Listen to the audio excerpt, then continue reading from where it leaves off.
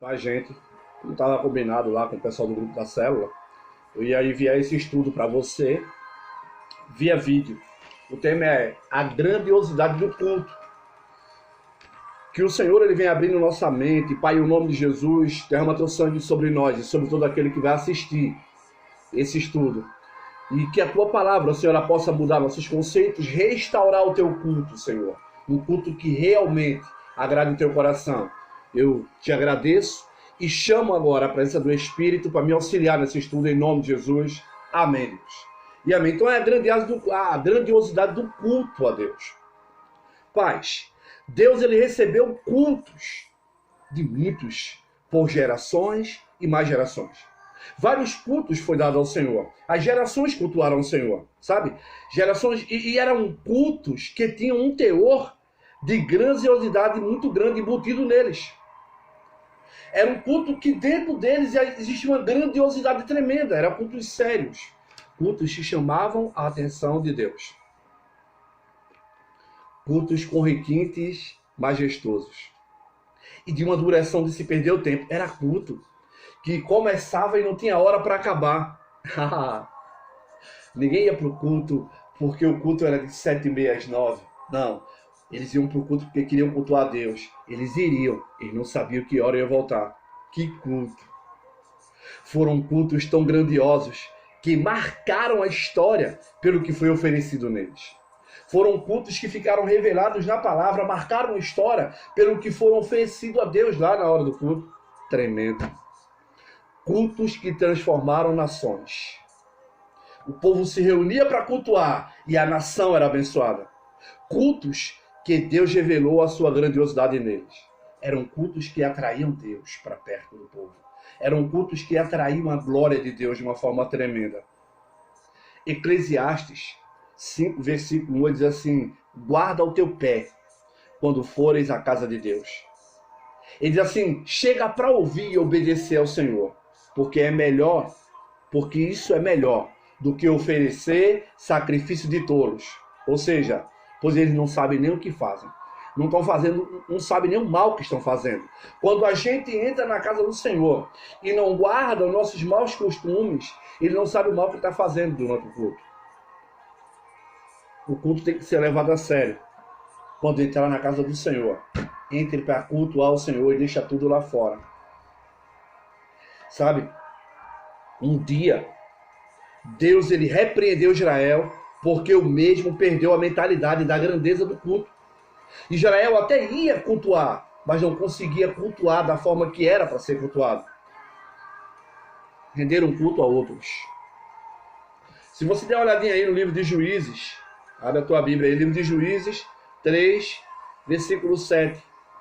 Diz assim, Juízes 3, versículo 7, ele diz: assim, os filhos de Israel fizeram o que era mal aos olhos do Senhor, ele diz, esquecendo-se do Senhor, o seu Deus, e servindo aos Balaíns e os Acerotes. O povo começou até a cultuar, mas eles estavam dividindo o culto com outros deuses. Por vezes, nós dividimos o culto, dividimos a atenção que seria para Deus com outras coisas. O livro de Romanos 12, versículo 1, é bem conhecido, ele diz assim: rogo-vos, irmãos. Eu vou abrir aqui para não... rogo-vos, pois, irmãos, pela compaixão de Deus, que apresentei os vossos corpos como sacrifício vivo, santo e agradável a Deus, que é o vosso culto racional. Ele está dizendo todo mau costume deixava fora e apresentava-se a Deus, ele diz, como sacrifício vivo. O segredo do culto não está simplesmente no louvor, não está simplesmente na pregação, está na forma como eu me entrego ao Senhor. É um sacrifício vivo, ele diz, santo e agradável a Deus. Quando eu entrar no culto, eu tenho que me despir de toda a maldade que o mundo já implantou na minha vida. Cultos que aconteciam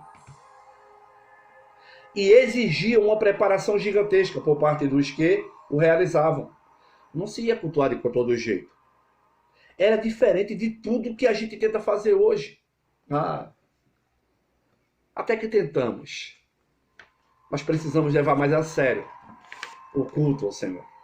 E trazer de volta a grandiosidade dele para Deus.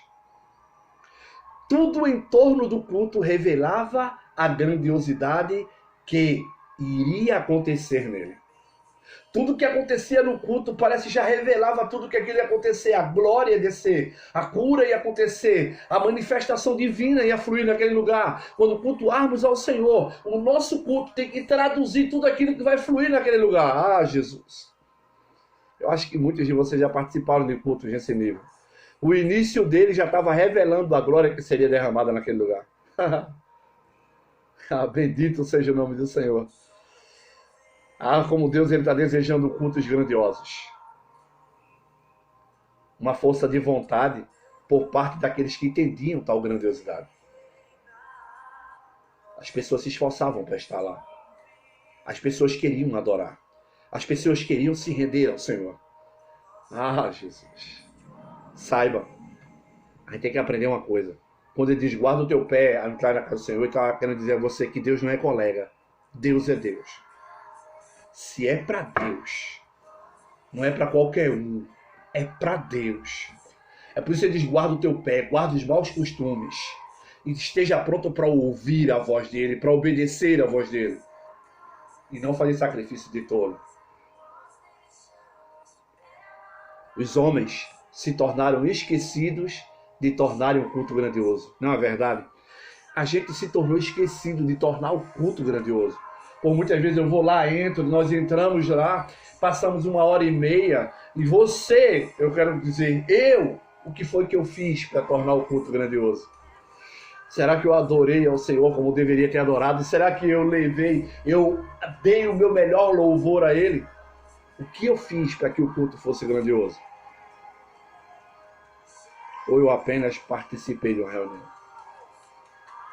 Pois muita coisa que acontece neles, nada reflete a grandeza do ser que está sendo adorado ali. Ah, Jesus. Outra coisa importantíssima da grandiosidade do culto é o quanto Deus leva a sério quando um culto ele é planejado. Talvez você nunca parou para pensar nisso, né? Mas Deus leva muito a sério quando eu saio de casa dizendo, eu vou adorar o Senhor. Ah, eu vou sair de casa agora, eu vou me render na presença do Senhor. Deus ele leva muito a sério quando o culto é bem planejado. Talvez você diga assim, mas quem planeja é o pastor? Não, quem planeja já é a ovelha. Quando ele sai de casa, já sai planejando. Hoje eu vou glorificar ao meu Deus. Hoje eu vou ouvir a voz dele. Hoje eu vou cultuar a Deus. Aleluia. Aleluia. Deus ele leva muito a sério. Quando você entra naquele lugar, quando você decide cultuar ao Senhor, fique sabendo. Deus ele leva muito a sério cada coisa que acontece ali. Talvez a gente tenha um problema, nós queremos ver o coletivo. Não. Deus vai olhar para o teu culto. Se todos levarem a sério, a coisa vai pipocar. Mas tem que começar em mim. Eu tenho que levar a sério o culto ao Senhor. Começa tudo em mim. Deus leva tão a sério as coisas que nós fazemos, as coisas que nós dizemos no culto. Sabia? Tanto o que você faz, como o que você diz lá dentro no culto, no horário de culto, Deus leva muito a sério isso. Os cultos, eles são recheados de motivos. Todo culto é recheado de motivos. Aí eu pergunto, qual a motivação que te leva a cultuar? Quais os motivos que te levam a cultuar a Deus? Porque é nele que nós adoramos, é nele que nós celebramos, é neles que nós agradecemos ao Senhor, é nele que nós oferecemos a Deus, é nele que nós suplicamos, é nele que sacrificamos, é nos cultos, são neles que celebramos as conquistas, celebramos a comunhão, celebramos a vida. Neles nos rendemos, nele nos arrependemos, é neles que nos esvaziamos e também é nele que nos enchemos. É tudo processo. É tudo processual. Eu adoro, eu agradeço, eu sacrifico, eu suplico, eu ofereço, eu celebro, eu me esvazio para poder ser cheio da presença de Deus. Jesus amado. O culto ao Senhor. Jesus amado. Sabe? Tudo que se faz e que se diz no culto é para falar da grandiosidade do culto. Cheguei lá. É tudo para o culto. É tudo para trazer uma grandiosidade para ele. Eu não posso me perder. Eu não posso perder a atenção, perder o foco. Olha, todo culto tem a avaliação de Deus. Sabia? Deus olha e diz, que culto. Sabe? Aquele culto que atrai Deus. Como existe culto que Deus faz. Que negação. Meu Deus. Aí eu pergunto assim, Deus avalia o culto. E o condutor do culto?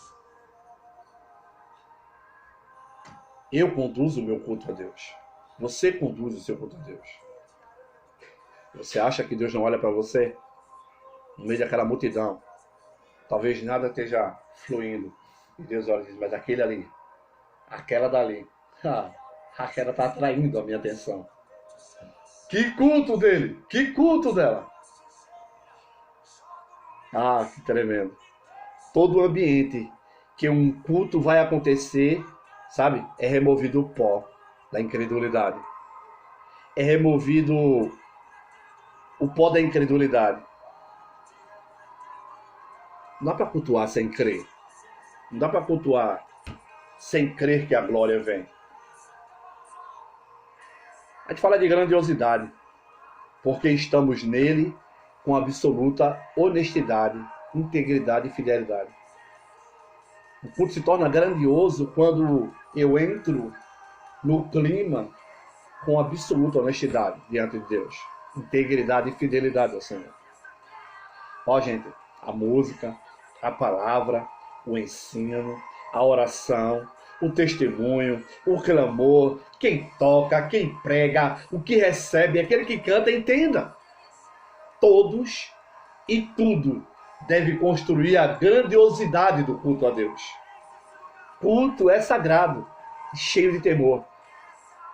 Desde lá de cima do púlpito até embaixo, na nave da igreja. Desde quem está pregando a quem recebe. Todos devem construir a grandiosidade desse culto a Deus.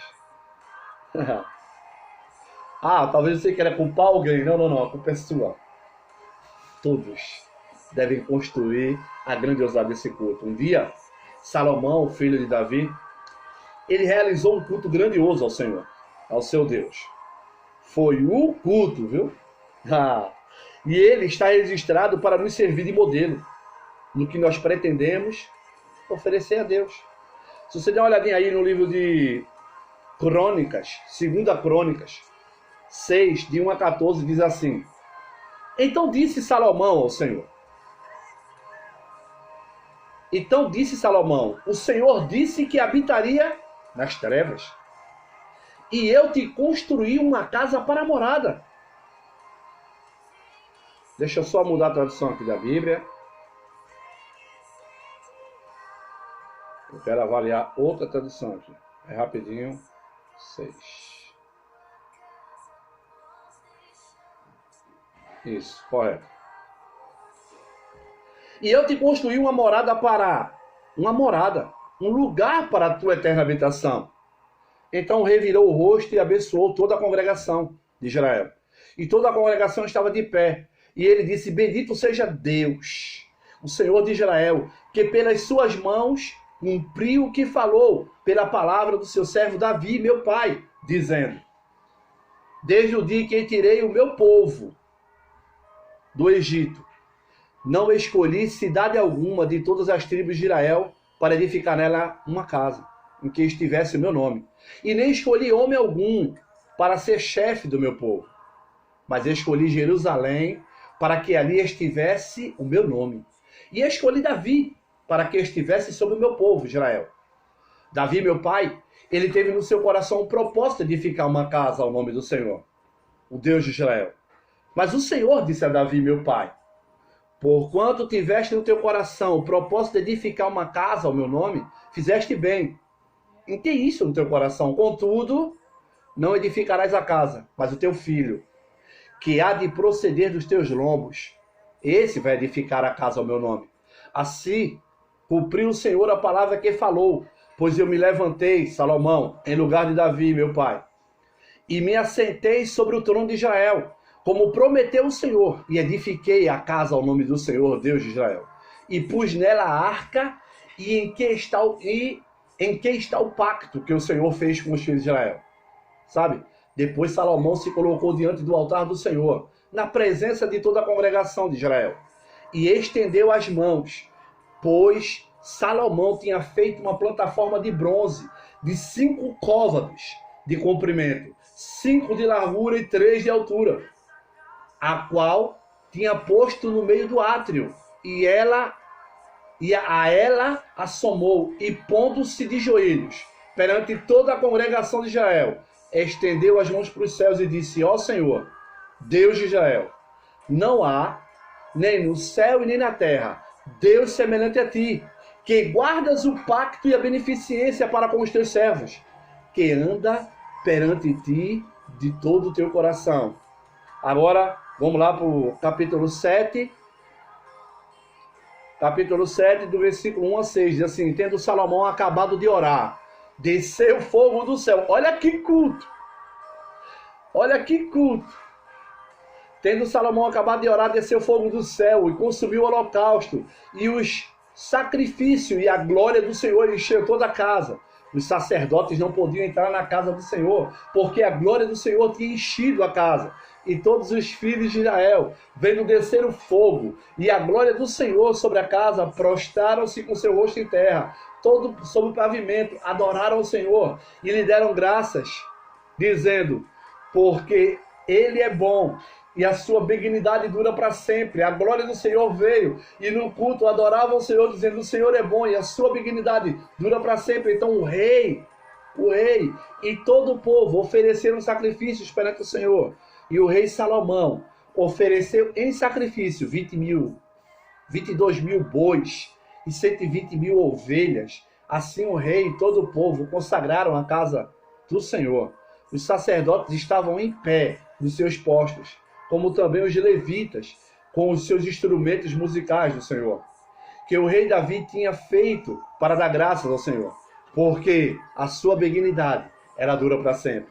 Quando Davi o louvava pelo ministério deles, e os sacerdotes tocavam trombetas diante deles, e todo o povo de Israel, em pé, adoravam ao Senhor. Ah, meu Deus! Que o culto aconteça! Sabe, todo mundo levava a sério a questão do culto. Todo mundo tinha que sacrificar a Deus. Todo mundo sabia por que estavam ali. E a glória do Senhor desceu sobre aquele lugar. Nós estamos aqui com esse estudo, tentando te dizer, Deus ele quer que restaure a grandiosidade do culto. Iremos nos reunir sim, e a glória virá, e a presença virá, sabe? Eu quero finalizar, te convidando a fazer a tua autoanálise aqui e te convidar a cultuar ao Senhor. Nós estamos com um decreto de não sair de casa agora, mas oferece o teu culto a Deus. Começa a treinar em casa, porque logo, logo estaremos reunidos e chamaremos a presença. E nós queremos dar um grandioso culto ao Senhor, onde a presença dele é invocada e a glória manifesta em nosso meio. Que o Senhor Deus ele te abençoe e que o teu culto na tua casa seja poderoso e chame a presença de Deus para dentro do teu lar, em nome de Jesus. Amém, queridos. E amém.